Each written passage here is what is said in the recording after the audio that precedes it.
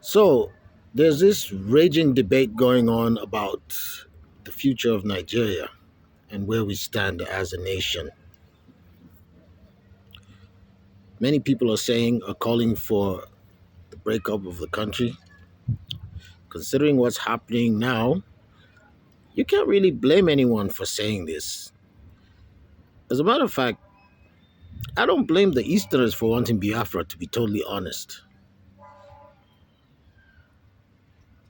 Kanu was right. And if anything proves that he was right, it's the fact that he's sitting in jail right now and Bello Turji is free as a bird.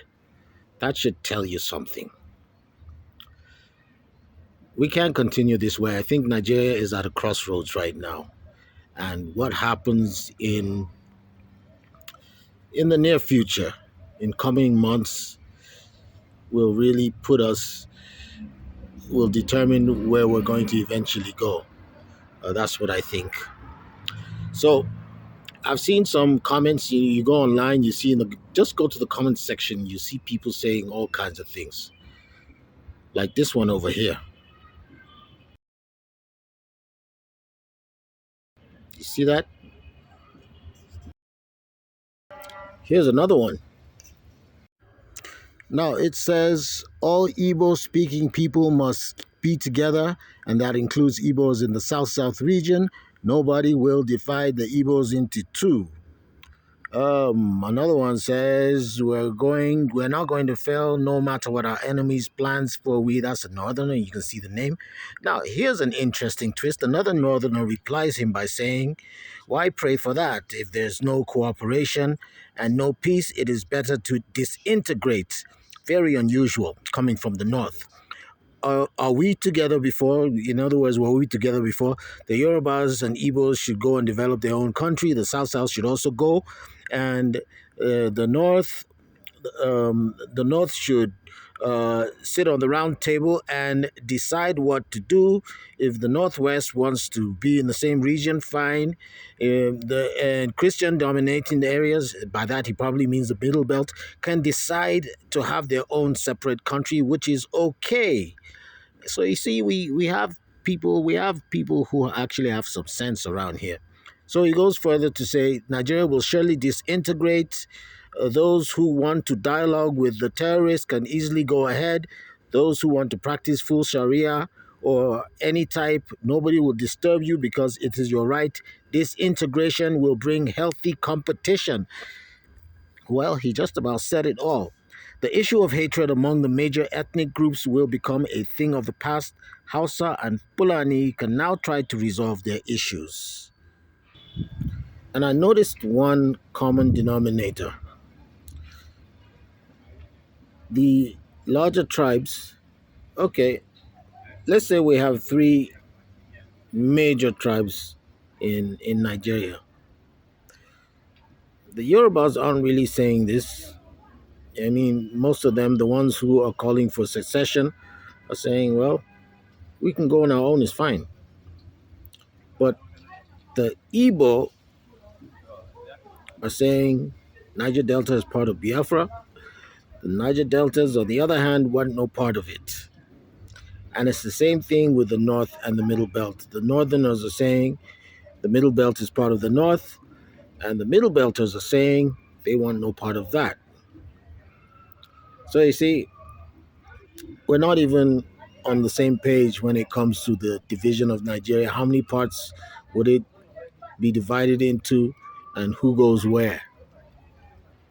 And I think it's a very sad thing because it points out the reason why people are calling for the breakup in the first place. Now, if a northerner who is Hausa or Fulani, or should I say Fulani instead of Fulani or Hausa, tells a Tiv man from Benue that he must be part of their Sharia country, or tells a Bureau man from Plateau that he must be part of their Sharia country, I think that basically puts the spotlight on it validates what people are saying about wanting to break up in the first place. That's the reason why people want to break up, because it shows that you have an oppressive nature. Now, it's the same thing some Igbos are doing with the Niger Delta. I've had lots of arguments. Yeah, I'm not from the Niger Delta, but I'm an honorary Niger Delta man. I mean, I lived there even longer than my own region. So they're my family. And very often I would come across, some Igbos who are saying this, and I would try to tell them, look, those people want no part of Biafra. They don't. As a matter of fact, there's this thing they have. It's like a holiday. They celebrate it. It's called Go to Niger Day. Now, Go to Niger Day is basically a celebration of the day when the federal troops drove the Biafran army out of that area. They celebrate it. It's like a holiday every year.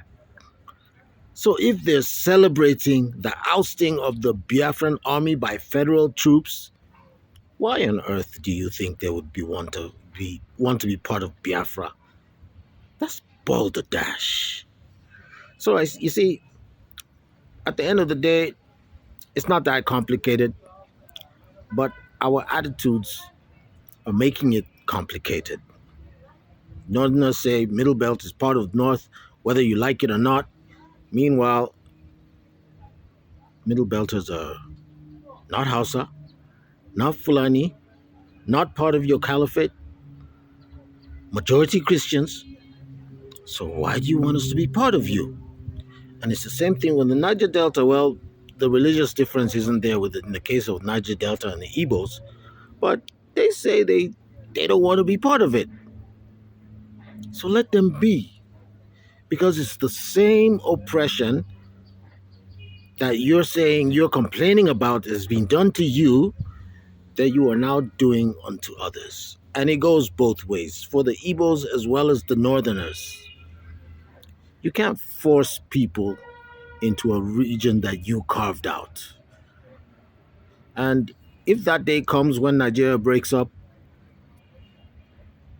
it's not going to go the way you planned it. And I always tell people one other thing. None of us were there when the Europeans sat down and carved out Africa amongst themselves. None of us. We were not consulted.